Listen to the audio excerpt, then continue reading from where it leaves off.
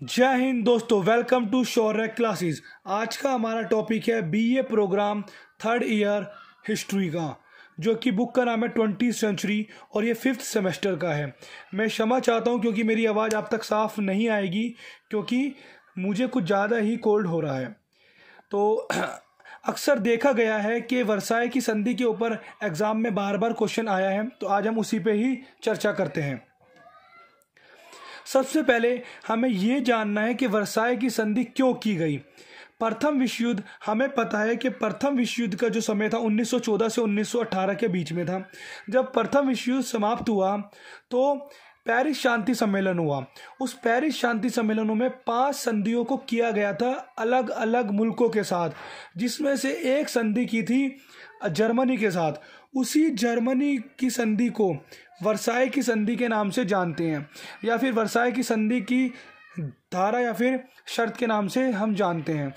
तो वर्साई की संधि जर्मनी के प्रतिनिधियों पे थोपी गई थी, ना कि ये उनकी सहमति से की गई थी। ये जो संधि थी ये 7 मई 1919 को जर्मनी के प्रतिनिधियों को सौंपा गया था। वर्साई की संधि जो थी वो 15 भागों में विभक्त थी, जिसमें 440 अनुच्छेद थे। जी हाँ, 440। हम कह सकते हैं कि वर्साई की संधि 440 अनुच्छेदों के अंतर्गत थी, जो कि 15 भागों में थी। उन 400, ये आप कैसे याद कर सकते हो? अगर किसी व्यक्ति को 440 वोट का झटका लगता है तो वो बेहोश हो जाता है। उसी प्रकार से जर्मनी के साथ हुआ।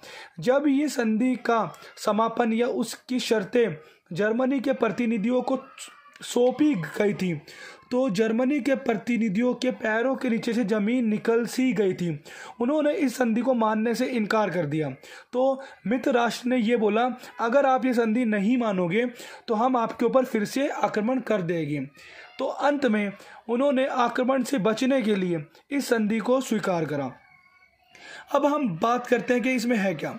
इस संधि के प्रथम भाग में राष्ट्रीय संघ का निर्माण, उसके कार्य तथा उसके संगठनों का चर्चा की गई है। जी हाँ, इस संधि के प्रथम भाग में राष्ट्रीय संघ के कार्य, उसका निर्माण तथा उसके उद्देश्यों की चर्चा की गई है। बाकी 14 जो भाग थे उसमें जर्मनी को किस प्रकार से लूटा जाए उन सब का ब्यौरा दिया गया है। तो आइए शुरू करते हैं कि जर्मनी को किस प्रकार से लूटने की कोशिश की गई थी। सबसे पहले जर्मनी के प्रादेशिक व्यवस्था, जर्मनी के जो प्रदेश थे उससे उसके प्रदेशों को छीन लिया गया। एक उदाहरण से हम यहाँ समझ सकते हैं, अगर इंडिया के ऊपर तीनों साइडों से आक्रमण हो जाए, उदाहरण के रूप में जैसे इधर से चीन कर दे, यहाँ से पाकिस्तान कर दे, यहाँ से बांग्लादेश कर दे और यहाँ से श्रीलंका कर दे, और ये सभी अपने आसपास के क्षेत्रों पे अधिकार कर लेते हैं, तो भारत के प्रदेश जो है वो उनके क्षेत्रों में चले जाएंगे। इसी प्रकार से जर्मनी का प्रथम विश्व युद्ध के बाद, जर्मनी काफ़ी विशाल कंट्री थी। प्रथम विश्व युद्ध के बाद जीते हुए मुल्कों ने अपनी सीमा को बढ़ा दिया, जैसे कि जर्मनी के प्रदेशों और उनके साम्राज्य को कम कर दिया। उदाहरण के लिए अल्सस लोरेंस का जो एक क्षेत्र था वो फ्रांस को दे दिया गया। जर्मनी का एक क्षेत्र है अल्सस लॉरेंस, वो फ्रांस को दे दिया गया। अगर मेरा प्रोनाउंसिएशन सही नहीं आ रहा तो मैं क्षमा चाहता हूँ, क्योंकि आवाज़ क्लियर नहीं आ पा रही है, गला बहुत ज़्यादा ख़राब है। नमक के गरारे कर करके काम अभी चला रहा हूँ। इसके साथ साथ एक जर्मनी में सार घाटी है। उस सार घाटी में जर्मनी में सबसे ज़्यादा जो खनिज मिलते हैं, जो लोहा मिलता है, जो आयरन मिलते हैं, वो सबसे ज़्यादा खनिज उसी सार घाटी में पाई जाती है। उस खनिजों की घाटी को भी फ्रांस को 15 वर्षों के लिए दे दिया गया। उस वर्साई की संधि में ये शर्त थी कि भाई अल्सस लॉरेंस का क्षेत्र फ्रांस को दे दिया जाए और जो सार घाटी है वो भी फ्रांस को दे दी जाए। भाई फ्रांस वही तो है जो मित्र राष्ट्र का एक सदस्य है। इसके साथ साथ बेल्जियम को और डेनमार्क को भी, जर्मनी के कुछ प्रदेशों को बेल्जियम को दे दिया गया, कुछ प्रदेशों को डेनमार्क को दे दिया गया। इसके साथ ही साथ जर्मनी से एक क्षेत्र को अलग करके एक स्वतंत्र देश का निर्माण करा। उसका नाम पोलैंड रखा गया। आज ये पोलैंड एक अलग से नई एक कंट्री है। इसी के साथ साथ जर्मनी के बंदरगाहों को राष्ट्रीय संघ को दे दिया गया। भाई जर्मनी के आसपास जितने भी समुद्री जो बंदरगाह थे वो अब उन बंदरगाहों पर राष्ट्रीय संघ अर्थात जीते हुए मुल्कों का ही अधिकार हो गया। तो आप देख सकते हैं कि प्रथम विश्व युद्ध के बाद वर्साई की संधि के द्वारा विश्व में मित्र राष्ट्रों ने जर्मनी को किस तरह से लूटने की कोशिश करी। कोशिश नहीं, पूरा लूट ही लिया। इसीलिए हिटलर की उत्पत्ति हुई। इसके साथ साथ अगर हम सैनिक व्यवस्थाओं की बात करते हैं तो जर्मनी को ये बोला गया, इस चीज़ पे उनको बाध्य किया गया कि जर्मनी की जो अनिवार्य सेना थी, अब जर्मनी कभी अपनी अनिवार्य सेना रिजर्व आर्मी नहीं रखेगा। क्यों? क्योंकि अगर वो रिजर्व आर्मी रखेगा तो वो फिर से मित्र राष्ट्रों के खिलाफ कुछ षड्यंत्र रख सकता है। इसके साथ साथ जर्मनी की जो स्थल सेना जो पहले लाखों में हुआ करती थी, अब वो सुनिश्चित कर दी 1 लाख से ज़्यादा जर्मनी स्थल सेना को नहीं रखेगी। इसी के साथ साथ है अस्त्र शस्त्र गोला बारूद सीमित। जब युद्ध से पहले जर्मनी के पास अपने अस्त्र शस्त्र होते थे, गोला बारूद होते थे, अब उनको ये बोला गया कि आप अस्त्र शस्त्र रख सकते हो लेकिन एक सीमित संख्या में, बस अपनी सिक्योरिटी के लिए, ना कि दूसरों पे आक्रमण के लिए। इसके साथ साथ जर्मनी की वायु सेना को पूरी तरह से बंद कर दिया गया। अब जर्मनी में किसी भी प्रकार से वायुसेना का कोई कार्य नहीं किया जाएगा। इसी के साथ साथ जर्मनी के जो किले थे उन किलों को तोड़ दिया गया। हर 10 किलोमीटर पे, 20 किलोमीटर पे, 500 किलोमीटर पे उन्होंने अपनी सेना के कुछ किले बनाए हुए थे, दुर्गों को बनाया हुआ था, उनको तोड़ दिया गया। इसी के साथ साथ जर्मनी को बोला गया कि अब उसके पास सिर्फ 6 युद्धपोत ही होंगे, साथ ही साथ 6 लड़ाकू विमान, 12 तोपची रख सकता है।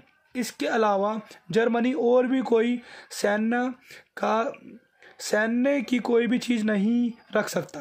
अगर आपको ये वीडियो पसंद आए तो वीडियो को लाइक कीजिए, चैनल पे नए हैं तो सब्सक्राइब कीजिए।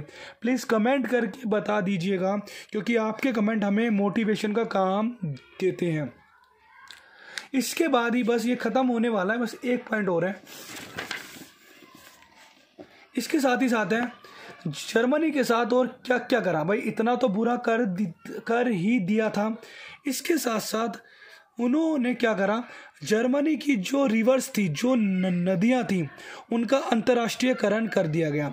अर्थात जर्मनी में जितनी भी नदियां बहती है उसमें मित्र राष्ट्र अपना कोई भी वस्तु, कोई भी शिप ले जा सकती है बिना किसी रोक टोक के।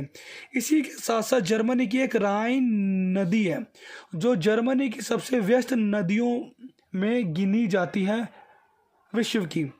राइन नदी के ऊपर पूरा का पूरा अधिकार अब मित्र राष्ट्रों का, जीते हुए मुल्कों का ही हो गया। इसी के साथ साथ जर्मनी को ये बोला गया कि भाई जर्मनी खुद ये स्वीकार करेगा कि प्रथम विश्व युद्ध का कारण जर्मनी था। अर्थात जैसे उदाहरण के लिए अगर किसी व्यक्ति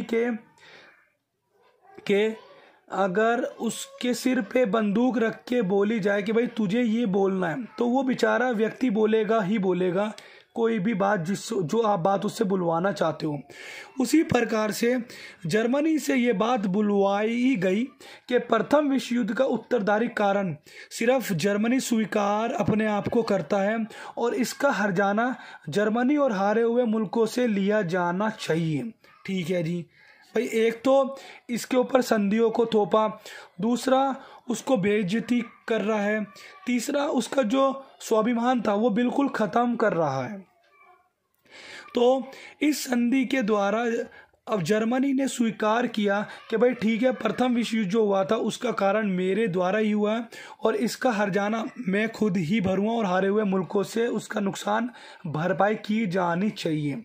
इसीलिए अब मित्र राष्ट्रों ने क्या करा, $5 अरब धनराशि के रूप में, नुकसान के रूप में, हर्जाने के रूप में अब जर्मनी 1921 तक देगा।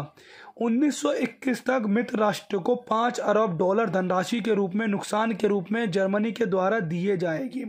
इसके साथ ही साथ 3 महीने के भीतर फ्रांस और बेल्जियम को जर्मनी अपने पशु भी देगा। गाय, भैंस, ऊँट हो गया और भेड़, बकरी, ये सब चीज़ें, मुर्गी, ये ऐसे पशु देगा जिनका व्यापार किया जाता है या जिनका मांस खाया जाता है।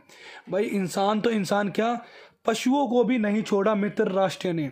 इसी के साथ साथ हद तो उस समय होगी जब मित्र राष्ट्रों ने ये बोला कि भाई मित्र राष्ट्रों के घरों को, मित्र राष्ट्रों की सीमा को जो नुकसान हुआ है उसकी भरपाई के साथ साथ अब मित्र राष्ट्रों के क्षेत्रों को पुनर्निर्माण, जैसे जर्मनी ने कोई बम के थ्रू मित्र राष्ट्र के किसी भवन के ऊपर किसी नगर को तबाह अगर कर दिया तो उस नगर के निर्माण के लिए मशीनें जर्मनी से इंपोर्ट एक्सपोर्ट की जाएगी, औजारों को जर्मनी से मंगाया जाएगा, पत्थरों को, ईंटों को जर्मनी से मंगाया जाएगा, पत्थरों को जर्मनी से मंगाया जाएगा।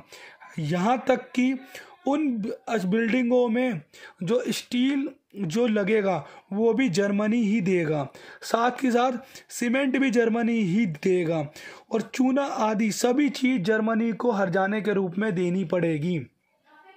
तो यहाँ पे हम देख सकते हैं कि जर्मनी को वर्साई की संधि के रूप में किस प्रकार से चुन चुन के नोचा गया। यही वर्साई की संधि थी कि जर्मनी में फिर हिटलर की उत्पत्ति हुई, जर्मनी में फिर नाजीवाद आया और यही उस टाइम एक इतिहासकार ने ये बोला, ये एक ऐसी संधि है जो कि 20 वर्षों के बाद विश्व को दूसरा विश्व युद्ध झेलना पड़ सकता है। अगर आपको ये वीडियो पसंद आए तो वीडियो पे कमेंट जरूर कीजिए, आपके कमेंट हमारे लिए मोटिवेशन का काम करते हैं। चैनल पे नए हैं तो चैनल को सब्सक्राइब कीजिए, वीडियो को शेयर कीजिए और मैं क्षमा चाहता हूँ कि मैं और अधिक वीडियो नहीं लेके आ पा रहा क्योंकि तबीयत बहुत ज़्यादा ख़राब हो चुकी है, आपको आवाज़ से भी पता चल रहा होगा। तो अगली वीडियो के लिए जय हिंद, जय भारत।